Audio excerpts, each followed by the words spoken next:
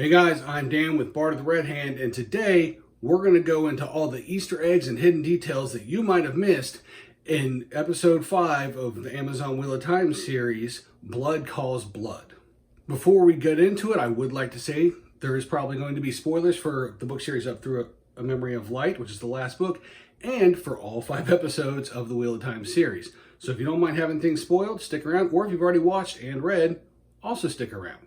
All right, so let's go through these Easter eggs. First, Nynaeve gives her braid a nice tug, and then after that, you see Stepin take the stone out of Karini's ring during her funeral. After the 1 month later card, you get to see Moiraine and the other Aes Sedai traveling to Tar Valon, but they're coming from a direction that is unexpected. They're actually coming from kind of the northwest, so that means they're probably coming down the road either from Chachin or Fal Morin.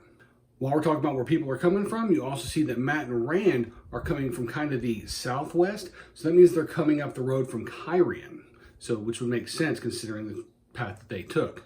Conversely, on the other side, you see that Perrin and Egwene are coming up the road, really the road from Caemlyn, but they came across the plains with the Tinkers. So as we enter Tar Valon, Rand says, "Blood and ashes." Clear Easter egg to the book readers. That is a very common form of in-series cursing. Additionally, we get to see our first White Tower guard. Another thing that I forgot to mention earlier, Rand recognizes Dragonmount. Additionally, this is South Harbor right here. This is the one that later in the books has the chains turned to Quendiar. So Mat and Rand end up going to a inn that was owned by Tom's friend. And now this is supposed to be the Light's Blessing. It says it in their things, which is a nod to the Queen's Blessing in Caemlyn, which was also owned by Tom's friend, Basil Gill. Additionally, if you look right here, you get our first sighting of Padan Fain. You hear whistling, and then as he leaves, he kind of chuckles to himself. Perrin makes a comment that he's tired of turnip curry, very close nod to the book, and additionally showing that the Tinkers are still vegetarians in this world. In the Light's Blessing, when you get to the library, you can actually see Loial's leg and backpack in the background before he ever comes on screen. Additionally, Rand is looking at the Corinthian cycle, and if you look at that, you notice that there's chapter icons that are very close to the chapter icons in the book. Additionally, you also see a very Asian-style dragon in the book as well. Additionally, while it's not a complete Easter egg, that whole conversation, at least the beginning of it, with the introduction between Loial and Rand, it's almost word for word right out of the book, and even ending with Rand al'Thor, your name sings in my ears. As Mat and Perrin are going out to see the false dragon, we get our first glimpses of novices. Additionally, another Padan Fain sighting. Logain laughing as he sees Mat and Rand is actually a nod to the books and a nod to him having the talent to see ta'veren. During that conversation between Mat and Rand, Mat replies, "You bet," a nod to his nature as a gambler in the books. Stepin returns his ring to this flame that is outside, so it could be said that is the first look at the Flame of Tar Valon. Not a true Easter egg there, but small detail that I kind of liked.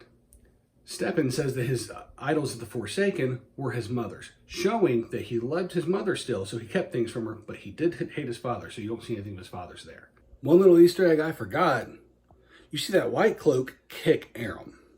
The White Cloaks put Egwene in white, which I'm only considering an Easter egg as a potential foreshadowing for her being in white later as a novice in the White Tower. In this scene, you also have another Easter egg, at least from Erin Valda, when it comes to the book, saying that Aes Sedai don't need to use their hands and hand motions and words to channel. Something very book accurate there. While kind of a throwaway thing, that Persimmon comment that Liandrin makes does give us a time frame for this episode, somewhere between October and January on our calendars. During his conversation with Nynaeve, Rand kind of expresses his worry about Egwene. Nynaeve seems pretty confident she's alive and then tells a story that is in the books about how she was with her when she was going through breakbone fever. While not explicitly said here, I do think this is when she channeled, and she does have that connection to where she can feel that she hasn't died yet. Additionally here, she says the key with this is that Egwene is unbreakable. Now that's a little Easter egg nod to the book series, as she has to deal with the Seanchan, Aiel training, as well as White Tower imprisonment later on, none of which breaks Egwene. Back to that White Cloak scene, you actually see Egwene pick up the dagger before she stabs Eamon Valdes. Additionally, we get a Hopper sighting, at least a wolf that kills a White Cloak in a very similar way that Hopper did in the books, although in the books, the White Cloak was mounted. Back to the Forsaken Idols, there are 8 of them. Now, we know in the books there are 13, and I still think that they have combined these or eliminated some of them just to cut down on the cast in this series. We'll get to more of that on my theory video on Thursday. Nonetheless, This Easter egg we will talk about is Ishamael, the one that he's putting the smudge stick in front of, which looks to have flames coming out of its eyes and mouth, just like the man in the dreams. In her scene with Alanna, Moiraine states that she's read or heard that there is a way to release a warder from his bond. In Stepin's room, you can see swords, daggers, arrows, showing that as a warder, he's trained in multiple weapons, not just his favorite hand axe. As the sun rises in Tar Valon, you hear First Bell. All the Aes Sedai, novices, and accepted know what that means. And then later, when you do finally get to see Stepin, who has committed suicide, you see that he has shoved a wakizashi into his abdomen, a very strong nod to the practice of harikari. And finally, the singing. At the Aes Sedai funeral for the women, you have Alanna doing the calling, which is something that only women can do. During the warder funeral, you hear throat singing, something that only men can do. So very good little Easter egg there, and kind of tying those two ideas together. All right, guys, so that's all the Easter eggs and small details that I could find in this episode. Do me a favor, click like, subscribe, and hit that bell icon so you're notified whenever I come out with new content. And if you found any Easter eggs that I didn't, let me know in the comments. I'm always open to discussion. And until next time, have a great day.